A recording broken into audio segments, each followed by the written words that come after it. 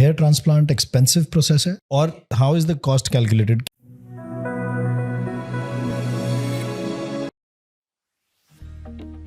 Hair transplant expensive process है और how is the cost calculated? क्या ये कॉस्ट पर हेयर कैलकुलेट होती है? राइट, सी थोड़ा एक्सपेंसिव तो है क्योंकि इसमें बहुत सारा एक्सपीरियंस चाहिए जी। इसमें बहुत सारा टाइम लगता है, बिल्कुल। बहुत सारे लोग इन्वॉल्व होते हैं। ऐसा नहीं कि मैं ट्रांसप्लांट कर रहा हूँ तो केवल मैं ही रहूँगा। मेरी एक टीम है जो कि बहुत सालों से साथ में काम कर रही है जी। 2 डॉक्टर हैं, 5-6 टेक्नीशियन हैं और फुल डे लगता है एक ट्रांसप्लांट करने में, फुल 1 डे लगता है। तो ये हो गया। अब रही बात कॉस्ट की, पर हेयर आपने पूछा तो हेयर ग्राफ्ट के अकॉर्डिंग एक कॉस्ट होती है। Graft is group of hair. Yes.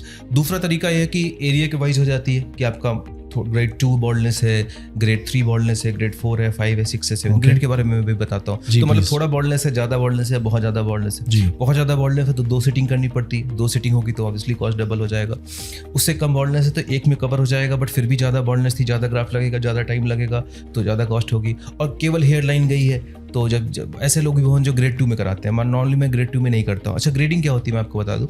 Grade 1 से स्टार्टिंग शुरू होती है तो वहाँ पे हल्का सा हेयर थिनिंग यहाँ पे लगता है। जैसे मेरा भी ग्रेड 1 हेयरलाइन रिसीड हो जाती है, हेयरलाइन थोड़ी सी रिसीड होनी शुरू होती है, हेयर थिनिंग शुरू होती है फ्रंट पे। तो दैट इज ग्रेड 1। आप देखेंगे यहाँ के बालों की क्वालिटी बेटर होगी यहाँ तक, और यहाँ सामने से हेयर थिनिंग शुरू हो जाती है। तो उसमें हेयर ट्रांसप्लांट का केस नहीं होता है। हेयर ट्रांसप्लांट नहीं करना चाहिए। पेशेंट आते हैं भी तो आपको उनको समझा के घर भेज देना है और उनका ट्रीटमेंट करना है। तो उसको हम मेडिकल ट्रीटमेंट से इजीली कंट्रोल कर सकते हैं जी, और ट्रांसप्लांट की जरूरत नहीं है। ग्रेड 2 में ऐसे लोग जो फिल्म लाइन में हैं, जो यूट्यूबर हैं या जिनका कैमरे के सामने ही काम है, वो लोग कभी कभी हेयर ट्रांसप्लांट की उनको रिक्वायरमेंट होती है और हम करते हैं। ग्रेड 3 जब होता है तो बाल इतना रिसीड हो चुका होता है कि वो बॉल्ड लुक आना शुरू हो जाता है। तो ग्रेड 3 ऑनवर्ड, ग्रेड 3, 4, 5, 6, 7 में ट्रांसप्लांट की जरूरत होती है। ग्रेड 7 में मोस्टली हो नहीं पाता क्योंकि पूरा बॉल्डनेस हो चुका रहता है। तो जो ग्राफ्ट की डिमांड सप्लाई रेशियो है वो काफ़ी खराब हो चुका होता है। तो ग्रेड 7 में कई बार ट्रांसप्लांट नहीं हो पाता जी।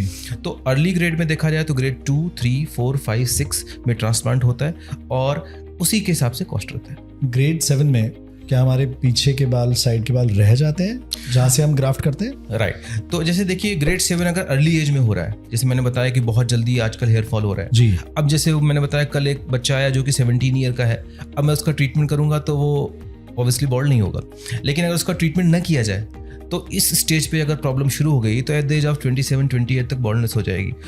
ग्रेड 7 तक भी हो सकती है, बट उसमें ट्रांसप्लांट किया जा सकता होगा क्योंकि यहाँ पे इतने हेयर अवेलेबल होंगे कि हम ट्रांसप्लांट करके ग्रेड 7 में भी एक अच्छा रिजल्ट दे पाए। Because is a young person, अभी उसके यहाँ पे हेयर अच्छे होंगे। प्लस अगर बियर्ड भी की भी जरूरत होती है तो बियर्ड से भी ग्राफ्ट निकालते हैं। बहुत अच्छी हीलिंग होती है, 3 दिन में ये एरिया हील हो जाता है। तो scalp, beard is the common source for graft. इसके अलावा कुछ केसेज में अगर बॉडी में हेयर बहुत अच्छे हैं तो वहाँ से भी ग्राफ्ट लेके ट्रांसप्लांट किया जा सकता है। तो इसलिए ट्रांसप्लांट वहाँ पे हो पाता है। लेकिन अगर बहुत जल्दी बॉल्डनेस हो चुकी है, ग्रेड 7 हो चुका है, ग्रेड 7 हुए भी बहुत साल हो चुका है, तब वहाँ पे ट्रांसप्लांट अटेम्प्ट नहीं करना चाहिए। नहीं करेंगे। ओके।